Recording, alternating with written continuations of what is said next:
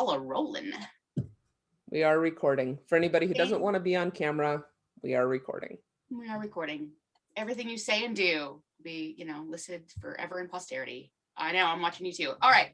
So, hi, everybody. I'm Ula. I have been on camera basically since 11 o'clock this morning, so I'm getting a little punchy. This should be fantastic.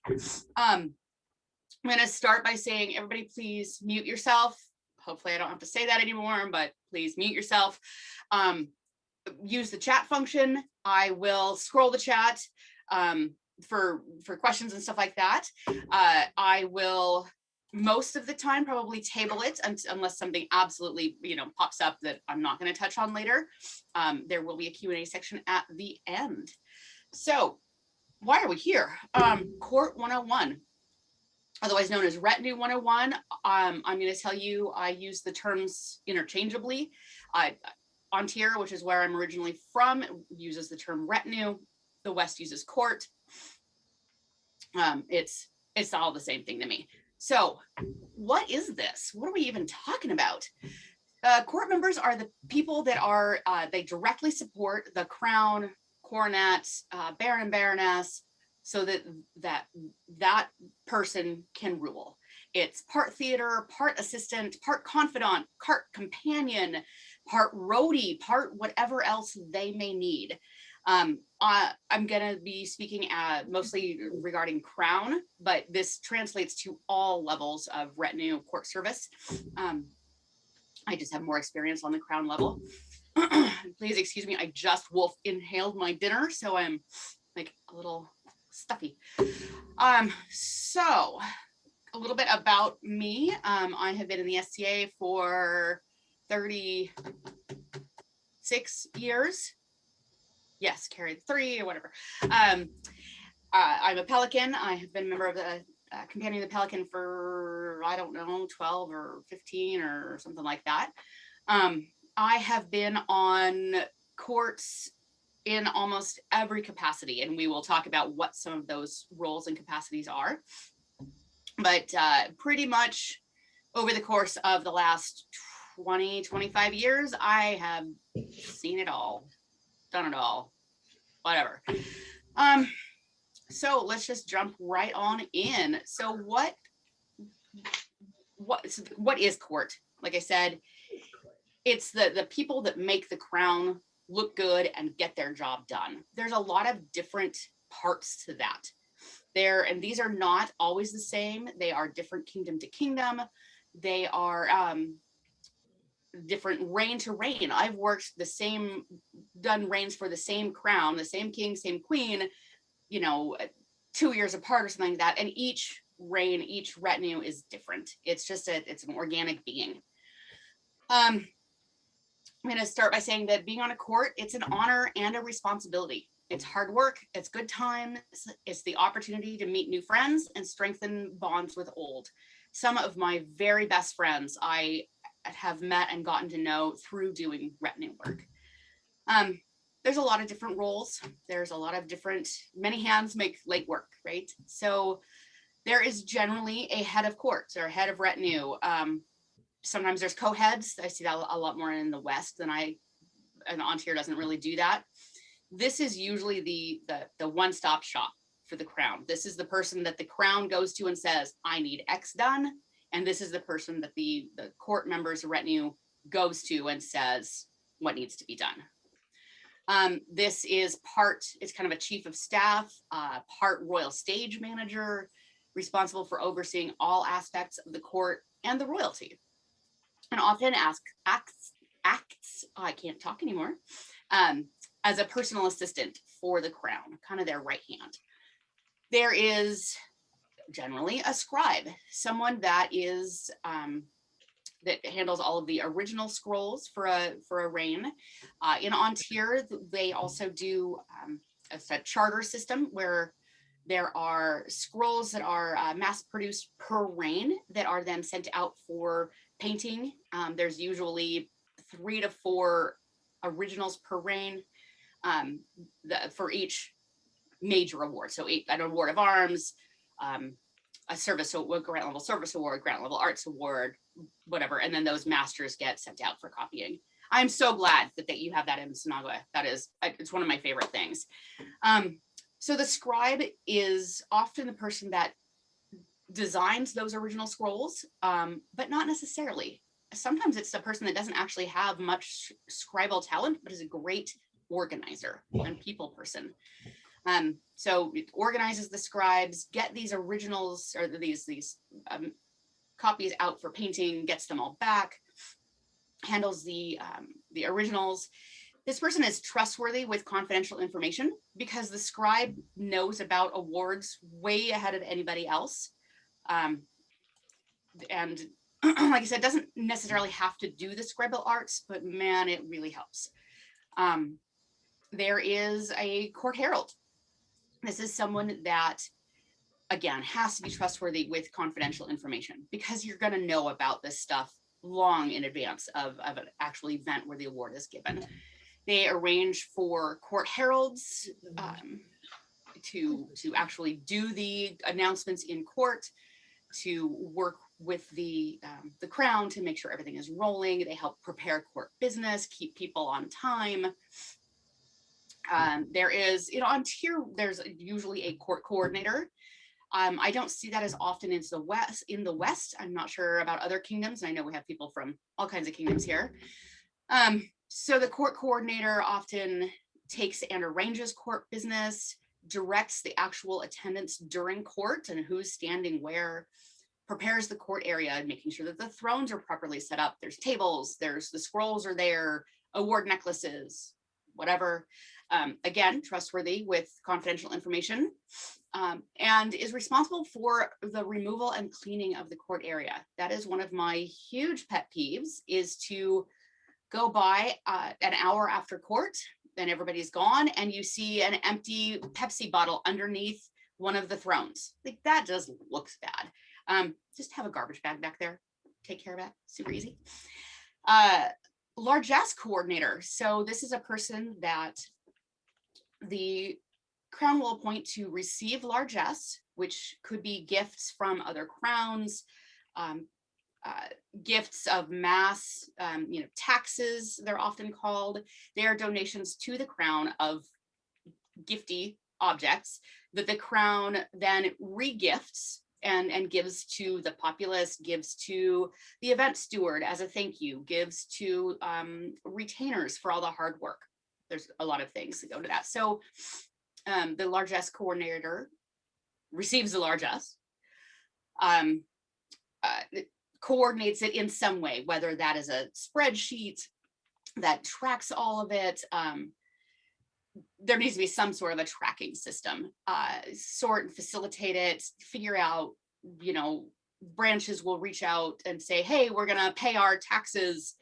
What's a good event to do it at? That sort of thing. This person makes gift baskets then to go back out. So what happens is the largesse coordinator gets a couple of tubs, bins of gifts, and then you make gift baskets out of them. It's actually a super fun job.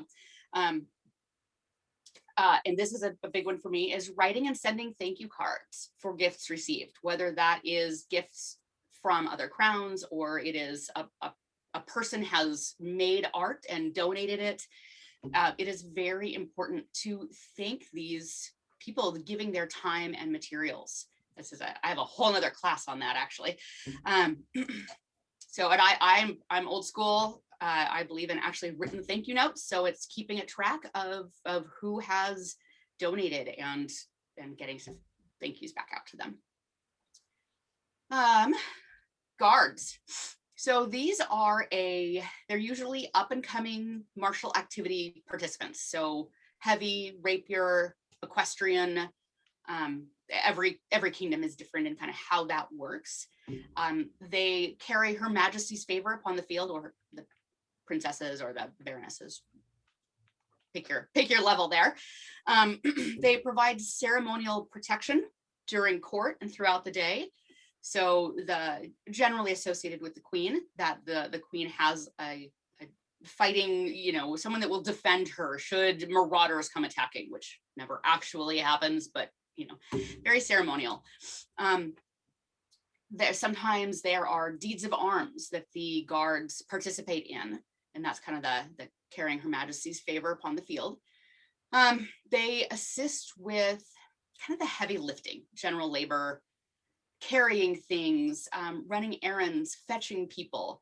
It is very undignified to have the king or queen go racing across the field to chase after their dog that has escaped. That's when you send a guard member to go do that. There is generally a captain of the guard. This is somebody who organizes these guard activities, that's scheduling shifts,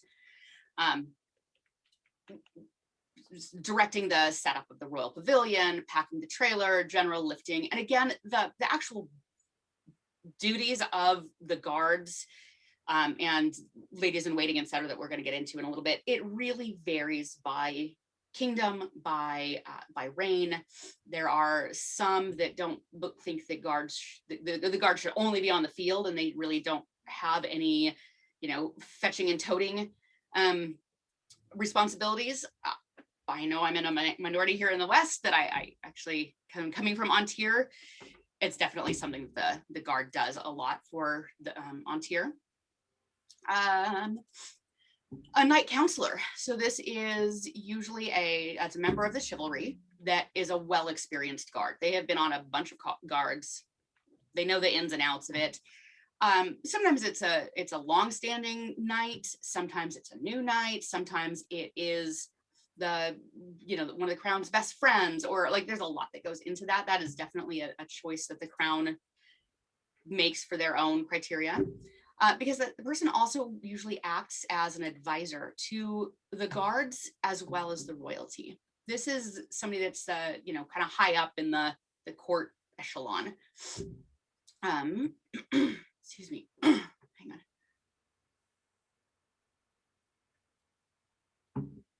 There are attendants.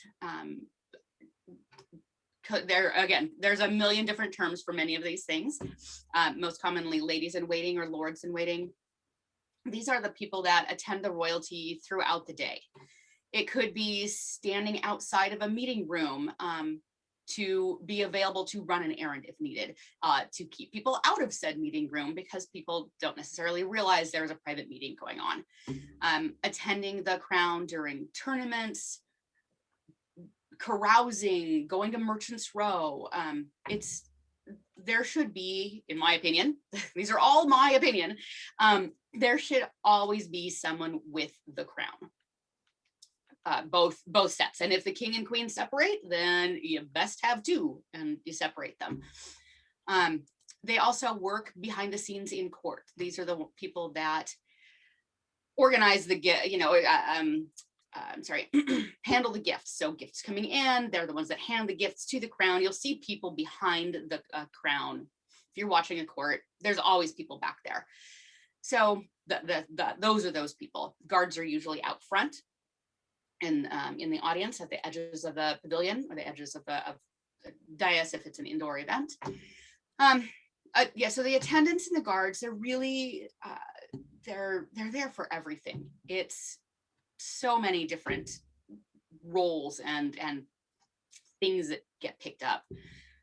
There is usually a head attendant, a head lady in waiting.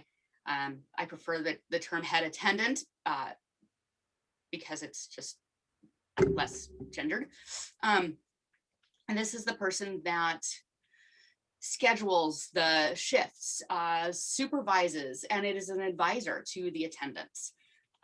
Excuse me, man.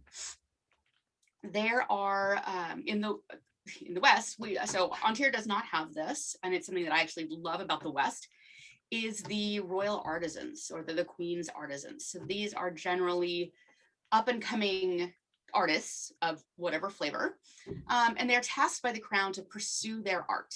And those specifics vary by reign. Sometimes the artist is tasked with creating a thing or teaching a thing or whatever it may be. And like the knight counselor for the guards, there is a laurel counselor for these royal artisans that's a member of the Order of the Laurel, acts as an advisor to the artisans and to the royalty. And I absolutely love the royal artisans in the West. And I don't know if other kingdoms do it. I just think it's super cool. Camp master, this is a person that organizes the royal encampment for camping events. Contact the autocrat, the event steward, before the event for site layout, how much space does the royal encampment actually need? Organizes camp. Ideally, it's somebody that understands dimensions. I'm a big fan of a magnetic board with little squares of different sizes to denote pavilions that are getting set up. Cooks. Oh, all royalty needs to be fed. So usually a cook is somebody within the royalty's personal household. So it's going to be a good friend of theirs. It's, maybe a squire, or is somebody that is very familiar with them and knows the sort of foods that they like, and handles that, and is reimbursed for those costs and that sort of thing. Like I said, it's usually part of the household, but it is very, very important to feed the royalty. Nobody wants grumpy, hungry royalty. And sometimes they need assistance delivering food to royalty that is stuck in meetings. So that sort of thing. Royal advisors. They are there to help royalty with advice. They are generally, almost always, have previously reigned. And they are a great resource for the court members as well. If you come up against some situation that you have no idea how to address, just talk to somebody that's got more experience. Childcare and pet care, if applicable. So again, this should be a consistent person, usually a long-term family friend, somebody that, would go into the king and queen's house unannounced, right? Somebody that's really comfortable with the children and pets involved. And a head clothier, that is someone who designs clothing for the reign, assembles sewers, and directs the process of creating garb for the crown to wear during the reign. And I know I'm kind of like blowing through all of this. I will make the handout available after the class. I just find that if I give it to you beforehand, you zone out and you read the handout, and I don't want that. So choosing court members, this is something that it's really the royalty obviously has that's on them. Like the royalty chooses court members. However, they will ask for recommendations. They could come from previous courts. They could be recommended people that are kind of up and coming. Whether one of the things I do as a head of court is to reach out to barons and baronesses and say, hey, is there anybody from your court that we could steal for 6 months, or 6 months in Ontario and 3 months in the West, to get them some exposure and elevate. It helps elevate the court member. So, what do these people actually do?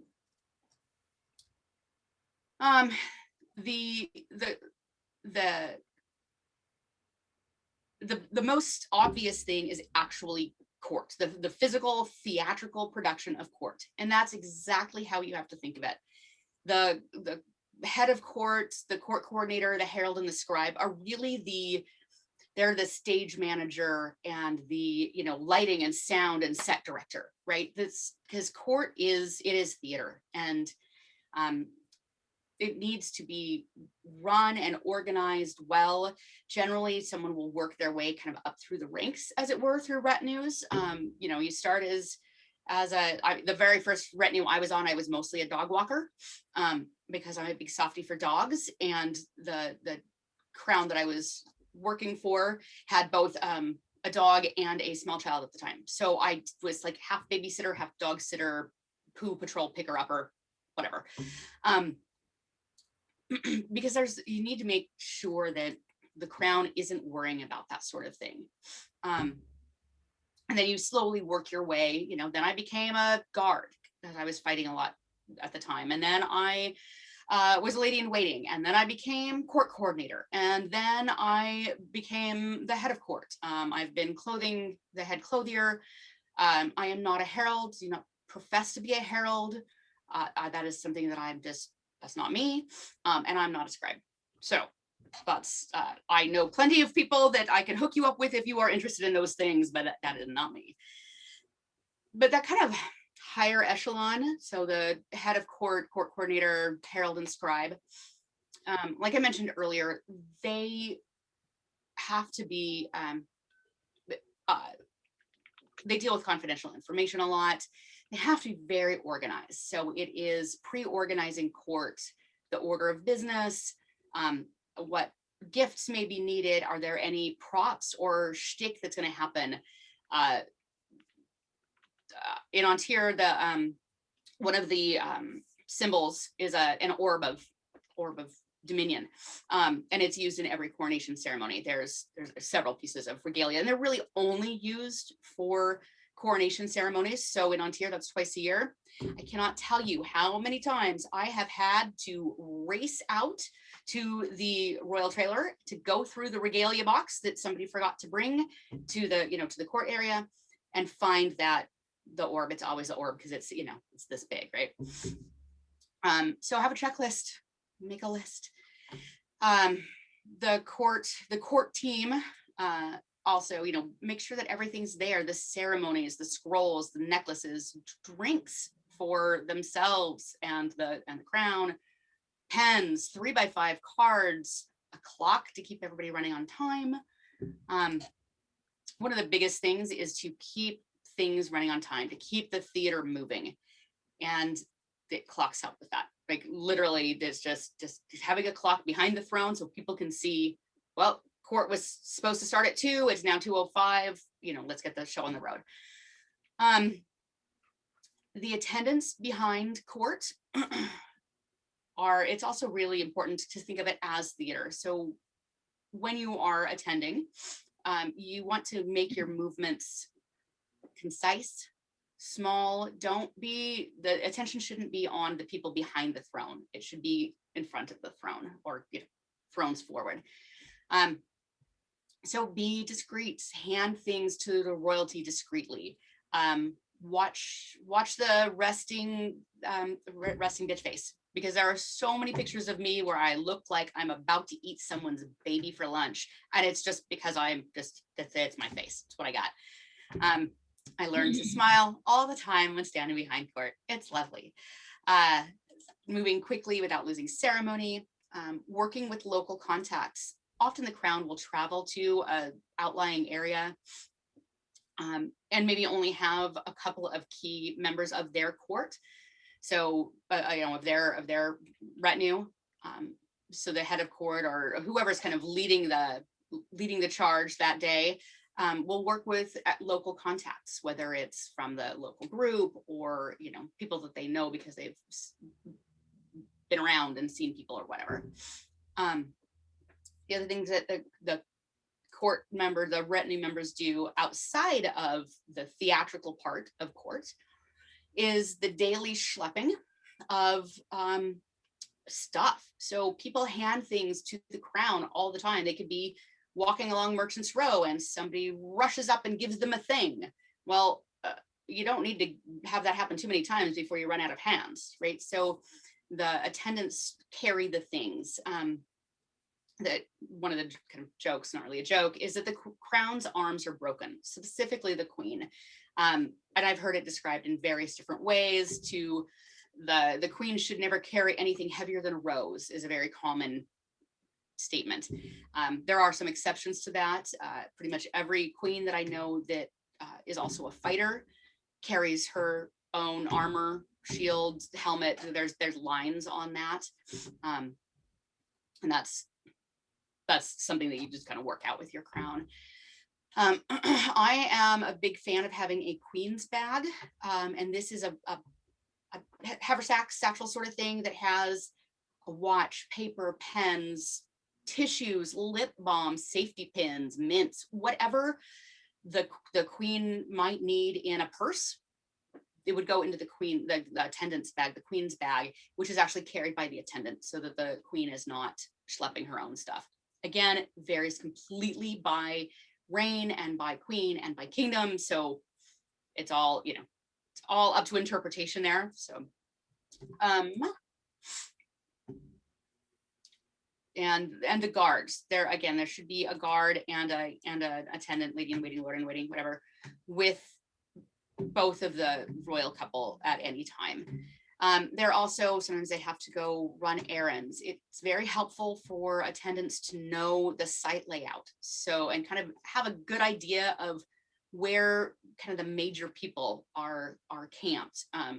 That way, if the king says, I need the seneschal and I need the seneschal right now, somebody will have some sort of an idea of where the seneschal might be, right? It's just a, for me at this point, because I've done this for so long, it's like a reflective, that's not the word I'm looking for. Wow. I've lost the word, reflex. That's where I was going with that. So we have rolled past a whole bunch of stuff. But some of the important attributes of being retinue, and this I completely lifted from my dear friend Dame Mira. She's not really doing any SCA anymore. She was an Antir. She was the head of retinue for the first reign I ever worked. She's now moved to Texas, I believe. And these are, I did not write this. This is lifted completely from her, but it is all absolutely true. Be discreet. As a member of retinue, you're going to see and hear things that the populace is not privy to. You're going to see people at their best and their worst. You're going to be exposed to confidential matters, potential gossip fodder. Keep in mind that it is not your place to discuss these matters unless the crown seeks your input. People will also assume that if you are on retinue, you know everything that's going to go on, and they'll try to discuss it with you. They'll try to wheedle out, oh, do you know if so-and-so is getting an award? Or, oh, did you hear this rumor about whatever gossip is going on in the kingdom at the time?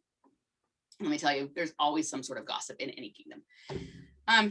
You politely tell the person that you can't discuss the matter, and if pressed, recommend that they discuss it with the crown directly if they have a concern. And help facilitate that if they want to talk to the crown. It's as simple as saying, let me run this past the crown and see if we can set up some time. And sometimes you have to then tell them, the crown doesn't have time now, but maybe contact them electronically and discuss it offline or online, I guess. Be prepared. So you never know what may come up. So expect anything and everything. Murphy's Law will happen.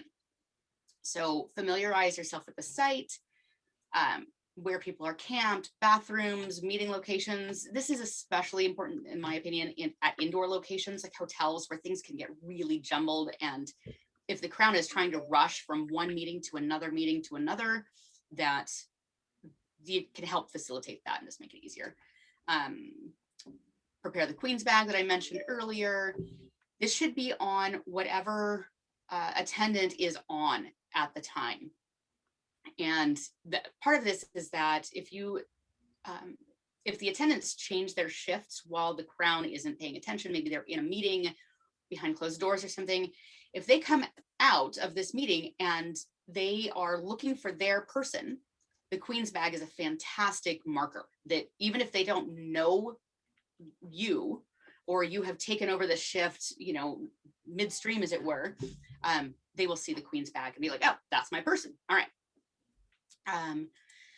So part of the be prepared is just roll with it. Whatever happens, be flexible. One quick example, years ago, it was an arts and sciences event in Ontario. The Queen was there solo. We did opening court. Kingdom.org and tell me you can get the. Can I remind you to mute yourself, please? So sorry about that. All right, thanks. There was opening court before this arts and sciences competition. Morning business was done and we were headed off to the competition. And as the Queen and all of her retinue is processing out of court, a knight jumps up from the audience and says, Your Majesty, I was unable to swear fealty at 12th night. I would like to do it now. Okay, great. So we kind of rolled back court and went and she took his fealty and then we went back to what we were doing. So sometimes you just gotta roll with it and be flexible. Be alert, be aware of what is going on around you. Sometimes Crown needs to conduct a conversation in private. If so, discreetly keep people away. Hopefully they can do it, you know, in a pavilion, behind a pavilion, out of the line of sight, whatever. But sometimes you have to, something needs to be addressed right then, and you kind of have to create a invisible bubble around the Crown. Conversely, sometimes the Crown needs to escape a conversation because they need to be elsewhere, or they just don't want to be in that conversation. I recommend you establish some sort of a signal that all the retinue members know is the help, get me out of here. The ear tug is a little too obvious, but something, whether it's, I had one Crown that his signal was fiddling with his wedding ring because it wasn't something he normally did.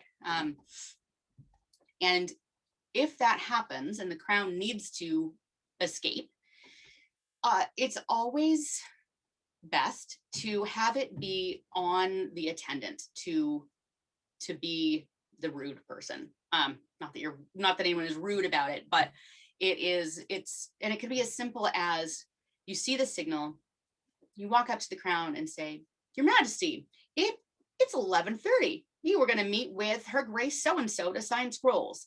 And the Crown could then say, "Yes, you're right. I'll be right there." Or tell her 15 minutes, I want to finish this conversation, right? So it gives it's the retinue is kind of the bad guy breaking it up, but the Crown has the ultimate decision on whether they're going to keep going or not. Sometimes a Crown needs help getting through a crowd. Or may discreetly want to disappear, and assistance from the retinue makes this a lot easier. Whether it is literally like clearing a path or creating a diversion so that the Crown can duck out the back. That's happened too. Be an example. What you do and say will reflect on the Crown, especially if the observer doesn't approve of your behavior. Behave as if you're always being judged and watched. Look the part of the royal court. That's a hard one. It's a hard one for me. I fully admit that there are times where I have, broken that rule, and I've been called on it, and rightly so. But just especially if you are in court, in the theatrical part of it, is very important to be courtly. Be neutral. What you say can be construed as the opinion of the Crown. So be careful discussing your opinions in an open forum. This includes online. So my notes say email list, but Facebook. You don't want to avoid misrepresentation. You don't want anyone to think that your opinion is that of the Crown. Be courteous. Many people will ask you questions or want to speak to the Crown. Politely get the person's name, their business, how long they expect to need with the Crown, write it all down, and ask them to either, depending on the situation, wait while you check the Crown schedule, or, hey, check back with me in an hour and let's see where I can fit you in. Sometimes the Crown has time to see them. Sometimes they don't. Sometimes they don't want to talk to the person. But remember that for some people, this may be their only experience in speaking with the Crown or having the bravery to come up and say, I want to talk to the Crown. Be polite, be courteous, be honorable, and be nice. Don't be a cow. Be human, and remember the Crown is human too. There are times that they are hot, cranky, tired, late, confused, have to pee. Who knows? Don't expect them to be perfect. Remember also that you are not perfect. If you are hot, tired, cranky, need to pee, get somebody to relieve you. It's the middle of your shift and you just realize I haven't eaten in 8 hours and I'm turning into a complete homicidal maniac. Find somebody, you'll reach out, you'll recognize other members on the retinue, tag somebody and say, oh my God, I have got to get out of here. And if they can't help, they'll, we all watch each other's back and help each other out. And sometimes all you need is 15 minutes to go, whew, okay, all right, get a drink of water. All right, I'm good. And back in you go. Be honest. If you have a problem with another member of the retinue or with the crown, don't let it fester. Don't discuss it with other people. Talk to that person honestly in private. See if you can work it out.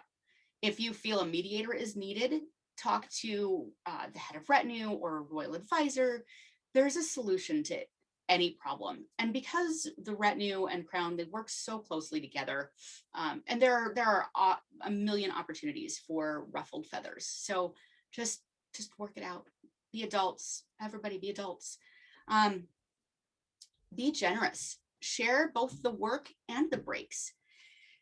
Keeps people from burning out or feeling unnecessary. There is always plenty of work to be done, and taking the lion's share doesn't do anybody any good. Martyrs, nobody likes a martyr, and it's good to share the load, share the wealth. There's plenty more, and there's plenty. And if somebody's feeling, well, I just haven't done enough. Well, there are other things that can be done. Go work gate, go work for lists. There are people, and I'm one of them. I'm a service junkie, do all kinds of service, but it doesn't always have to be in the limelight, I guess is what I'm saying there. This is a really key thing, is be aware that it will end. As I mentioned, retinue has its perks, absolutely, and responsibilities, but at the end of the reign, both of those things come to an end. The privilege of knowing what and when things are going to happen in court, people that became close to you might move on to the next set of retinue. Your guaranteed excellent camping space in the royal encampment, that's gone. You may not know what to do with your time for, at events, because you're not attending the crown anymore. On the other hand, you have tons of free time now. You can fight and shop and work on projects, visit friends, just kick back and have a glass of iced tea, whatever. But it will end. And I kind of joke, and it's sort of not a joke, especially when I've been head of retinue, is the first event after the step down, I am homeless and unemployed. I don't know where. I don't have a camping group. I'm like, I don't know where I'm going to camp.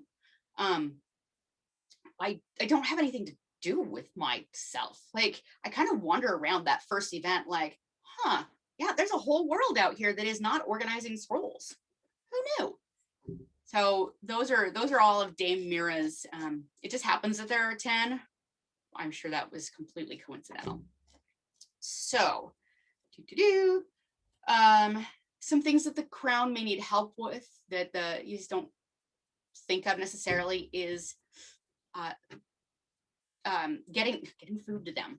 Again, nobody likes a hungry, grumpy crown. So getting breakfast to meetings, snacks to court, organizing dinner invitations, big events, big interkingdom wars and such. There's a lot of there parties and dinner invitations and all kinds of things that have to get really kind of shuffled around. The crown will need downtime and couple time. It is exhausting to be on all the time. And they need breaks, right? So help facilitate that. And if you depending on your relationship with the crown, and again, everyone is different. If you see the crown starting to get, you can see the kind of frayed, the frantic look and the frayed around the edges, maybe suggest to, if you know them well enough, say, hey, do you want to go take a 10-minute walk and just go, go back for a little bit, and just walk with them for a few minutes. And sometimes that is amazing. And couple time, just especially if it's a romantic couple, it is super stressful, and things go sideways. And the crown they need time. And whether that, I had one set of royalty that so court was scheduled at 3:00. From 2:30 to 3 was final court prep, but from 2 to 2:30 was couple time. They were in their royal encampment, and they were like, everybody was off, out, right? They needed that time. And watch drinking alcohol and water. This is both for the royalty and for you. So watch drinking. Nobody wants heat stroke or dehydration. on the flip side, sometimes this happens, I see more often in royalty that is not the principal royalty, like, it's I don't mean principal like the capital P. For example, a crown that is attending another kingdom's coronation ceremony. They don't have, they don't have any responsibilities or duties. It is super easy to sit there in a 3-hour court and just keep drinking alcohol. And then you stand up at the end and the crown falls over. I've seen that more than once. So just kind of keep an eye and be like, hey, do you want a water round now? Just maybe a thought. I will admit that there was a king of Antir who had a bladder the size of a walnut. And when court was going really long, we would just keep refilling his water. So he had to pee, and it made court go really fast because otherwise he was kind of a chatty guy. On a similar vein, make sure you're taking care of feeding and watering yourself. Take those breaks. Don't be a martyr. Remember to get rest and downtime. You cannot go from, first herald shout at 8 o'clock in the morning, working all day in the sun, and then, and fighting if you're also fighting, and then going out and partying all night. It takes its toll. There were, maybe I could have done that 20 years ago, but it still took its toll on me now. When I'm head of retinue, I have a household member that's dear and trusted to me that is kind of my retinue to keep me watered and fed and make sure I've put on my sunscreen and stuff like that, because I'm a dork and I forget that. So Sora, I know the question came up in chat, is there a difference between serving principality versus the crown? There really isn't. I use them interchangeably, the same with Baron and Baroness or regents, whatever theatrical pointy thing you're supporting, it's really the same. So some yeah, Seamus. Cool. I had a maybe an observation is that for the barony and principality kingdom level, while the tasks are all the same, the level of support you might have for people may be very different, and the terms of their reign or their term of office is also very different. Yeah. And so that might affect how much support, say, a baron or baroness have versus a king or queen. Yes, that is a really good point. And again, I only come from this. I've only worked reigns for crowns, mostly crowns, a couple of principality reigns, and kind of been a pinch hitter on baronial level stuff. I went right into the deep end. So yeah, one of the things about Baron and Baroness, baronial reigns, is they are much longer. They are 2 to a billion years. One Lionsgate couple in Antir that they were Baron and Baroness for 24 years or something like that. That's a long time. So in those cases, those usually baronial reigns, the retinue will rotate through. They may have the same head of retinue, but the attendants will generally, maybe do a 1-year stint or a 8 months or whatever. Yeah, absolutely agreed. Principality and kingdom reigns, generally you're kind of in it for the duration, because it is a shorter commitment.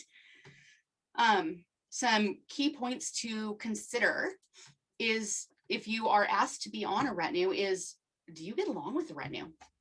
Like, it's a fantastic honor to be invited to this, but do you actually like them? Like, think about that.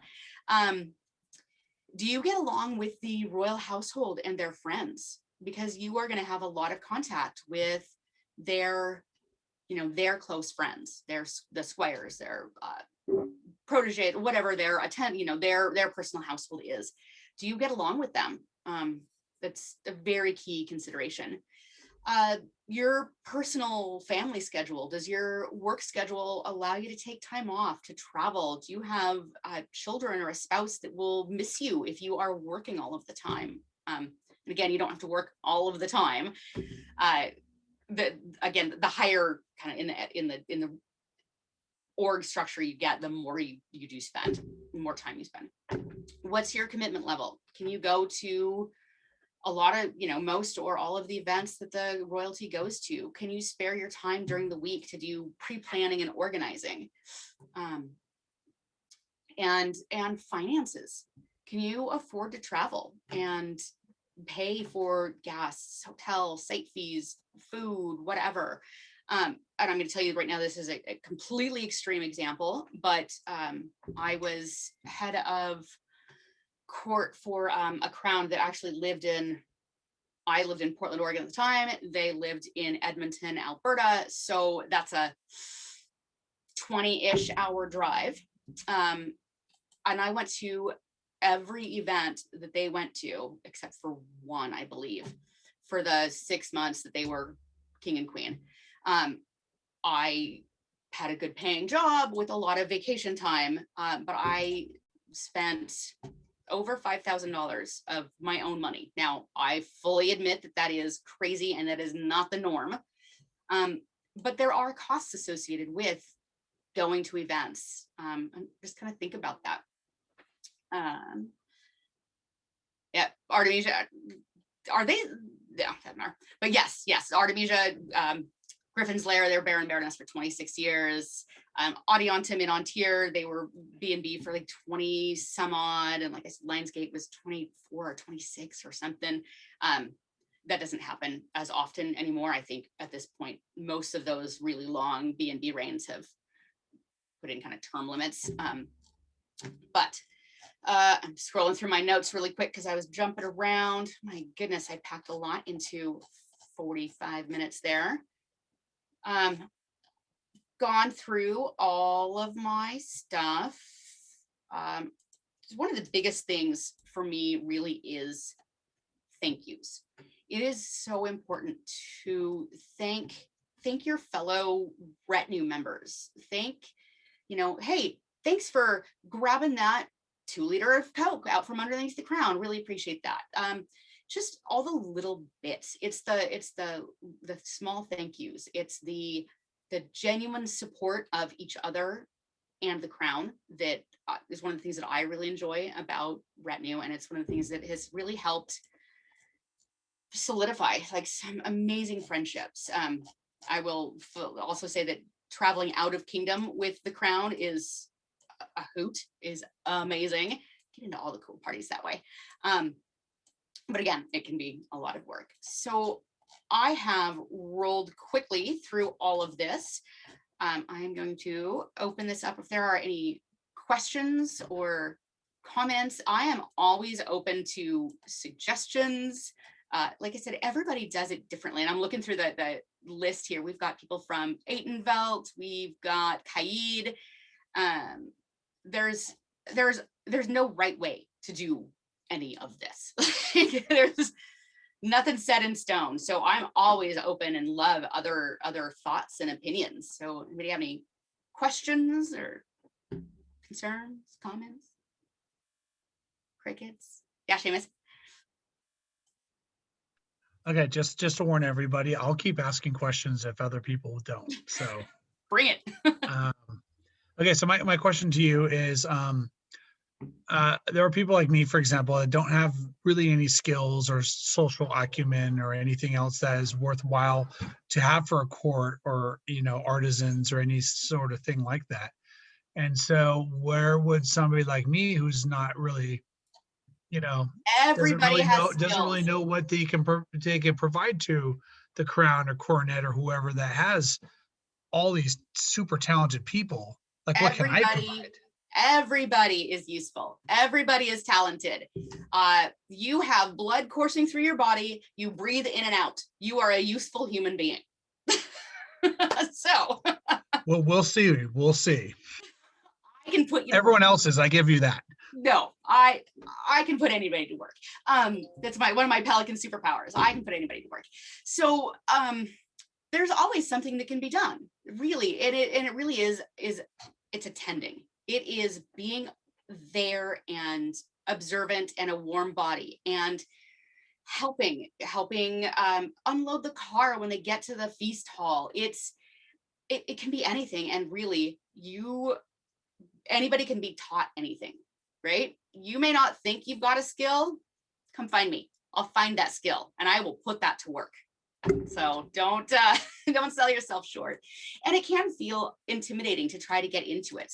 That's why I really recommend starting out on a baronial level, or come and find somebody. If you see somebody that is behind the throne, crown, cornet, whatever, often find them, or find somebody knows somebody, and work that introduction, and just sometimes it's a little hard, but be forward and say, hey, I'm really interested in that, because we put anybody to work. There's always a job to be done. So, do you like dogs? You could be a royal dog walker. There's always something to be done, but I get it. It can be intimidating to start. My recommendation really is, if this is something that you are interested in, reach out to me, reach out to anybody that you see in your area that has been royalty, hangs out with royalty. It can be intimidating. Totally get it. We don't bite much unless you ask.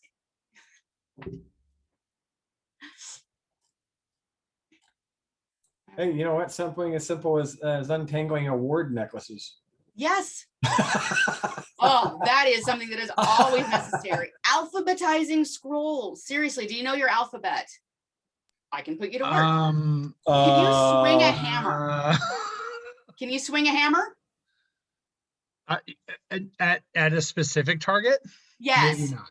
I can Okay, swing the not your hammer. hand, but again, I can put you to work.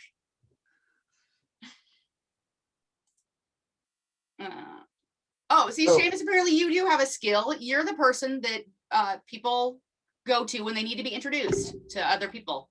Are you a weaponized extrovert?